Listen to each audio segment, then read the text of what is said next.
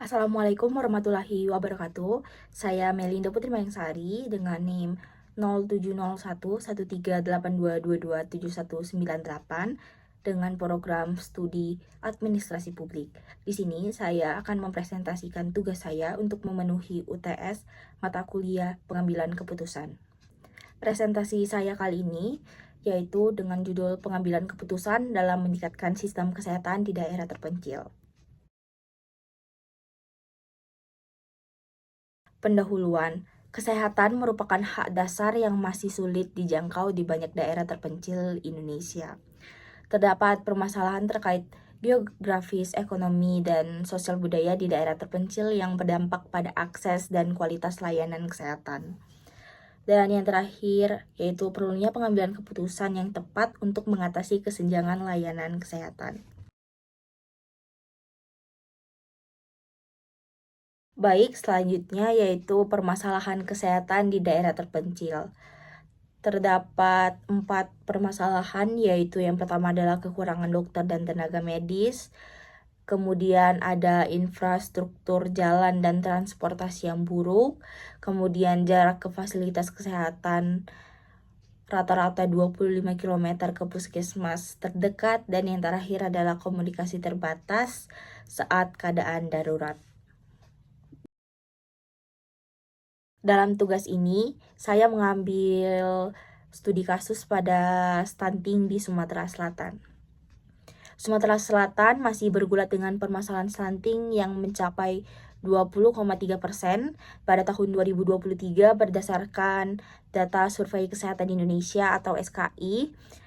Meski angka ini berada di bawah rata-rata nasional, yaitu 21,5%, tapi staf ahli sekretaris daerah pemerintah Provinsi Sumsel, Panji Cahyanto, mengidentifikasi salah satu penyebab utamanya adalah konsumsi susu kental manis SKM yang memiliki kandungan gula tinggi namun minim nutrisi untuk pertumbuhan anak.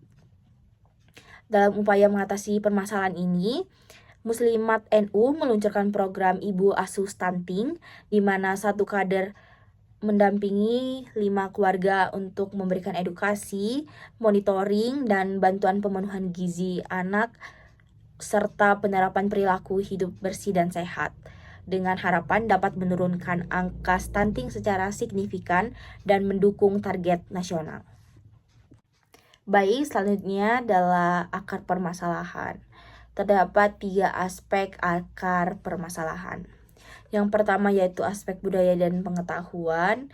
Aspek budaya dan pengetahuan ada 4 poin, yaitu kurangnya pemahaman masyarakat tentang gizi seimbang. Kedua, kekeliruan informasi, yakni SKM susu kental manis dianggap susu bernutrisi tinggi.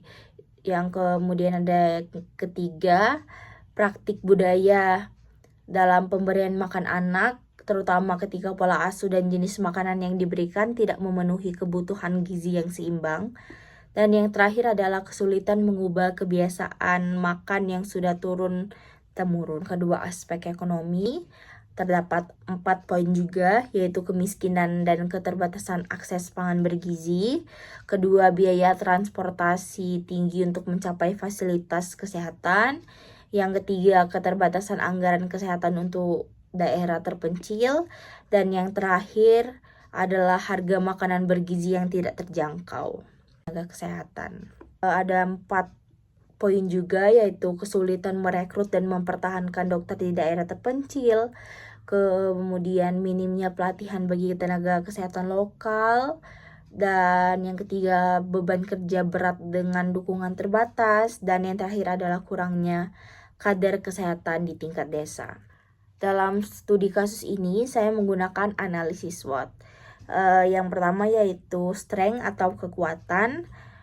Ada semangat gotong royong dan modal sosial yang kuat di masyarakat desa. Kemudian program JKN yang menjangkau daerah terpencil. Kemudian dana alokasi khusus atau DAK bidang kesehatan, serta keberadaan organisasi masyarakat yang peduli seperti Muslimat NU. Baik, selanjutnya ada weakness atau kelemahan, yaitu Yang pertama, keterbatasan anggaran dan prioritas kesehatan di daerah. Kemudian koordinasi antar instansi pemerintah yang masih lemah. Dan yang terakhir adalah kurangnya monitoring dan evaluasi program kesehatan dan kesulitan akses di daerah terpencil saat musim tertentu. Baik, selanjutnya yaitu ada opportunities atau peluang. Yang pertama itu perkembangan teknologi telemedicine.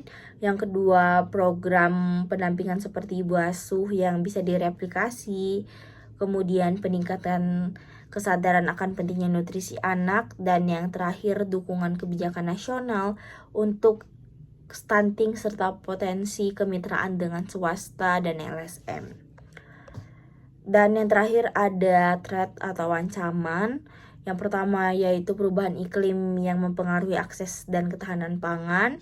Kedua, masuknya produk makanan tidak sehat ke daerah terpencil. Dan ada pandemi serta wabah penyakit yang mengganggu pelayanan kesehatan. Kemudian perpindahan penduduk atau urbanisasi termasuk tenaga kesehatan.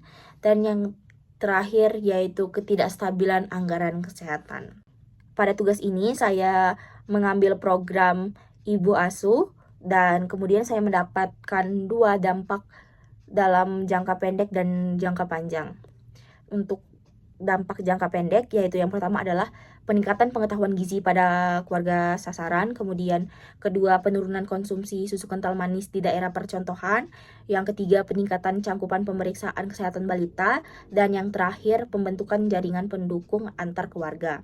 Kemudian ada dampak jangka panjang yaitu yang pertama ada potensi penurunan angka stunting 3-5% dalam 2 tahun, kemudian perubahan perilaku makan secara berkelanjutan. Kemudian yang ketiga, pemberdayaan komunitas dalam pemantauan gizi mandiri.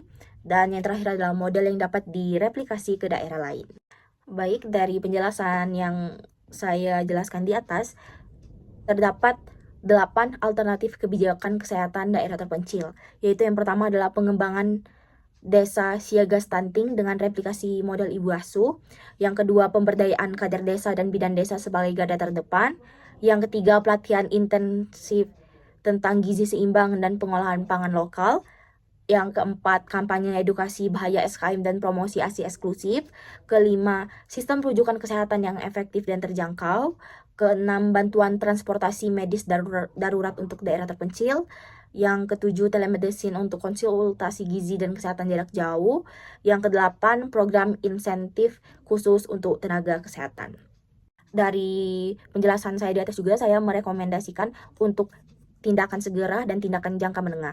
Untuk tindakan segera, yaitu dalam 6 bulan pertama, terdapat 4 poin, yaitu yang pertama adalah pemetaan daerah dengan angka stunting tertinggi, kemudian pelatihan kader ibu asuh di 10 desa prioritas, ketiga kampanye intensif bahaya SKM dan penggantinya, kemudian yang 4 yaitu koordinasi lintas sektor untuk intervensi gizi. Kemudian untuk tindakan jangka menengah yaitu 1-2 tahun, terdapat 4 poin juga, yaitu pembangunan. Yang pertama yaitu pembangunan pos kesehatan daerah terisolasi, kedua program beasiswa untuk tenaga kesehatan dari masyarakat lokal, yang ketiga pengembangan sistem informasi pemantauan gizi terintegrasi, dan yang terakhir adalah program kebun gizi keluarga dan pemanfaatan pangan lokal. Baik, dari semua penjelasan saya, kesimpulan dari presentasi ini adalah pengambilan keputusan untuk kesehatan di daerah terpencil harus berfokus pada akar permasalahan, agar solusi yang diterapkan lebih efektif dan berkelanjutan. Salah satu metode yang telah terbukti dan berhasil adalah model ibu asuh dari Sumatera Selatan yang menekankan pentingnya keterlibatan masyarakat dalam meningkatkan kesehatan anak dan keluarga. Kolaborasi antara pemerintah, tenaga kesehatan, dan masyarakat sangat diperlukan untuk mengatasi berbagai permasalahan kesehatan di daerah terpencil. Sebab kesehatan yang merata bukan hanya membutuhkan dasar, tetapi juga investasi bagi masa depan bangsa yang lebih baik. Untuk referensi yang saya gunakan ada 3, yaitu yang pertama dari Badan Pemeriksaan Keuangan atau BPK, kemudian Badan Pusat Statistik atau BPS, kemudian dari satu berita dari detik.com, yaitu dengan judul Stunting Sumsel capai 20,3%, gerakan ibu asuh digencarkan. Itu saja presentasi saya pada hari ini. Saya ucapkan terima kasih. Wassalamualaikum warahmatullahi wabarakatuh.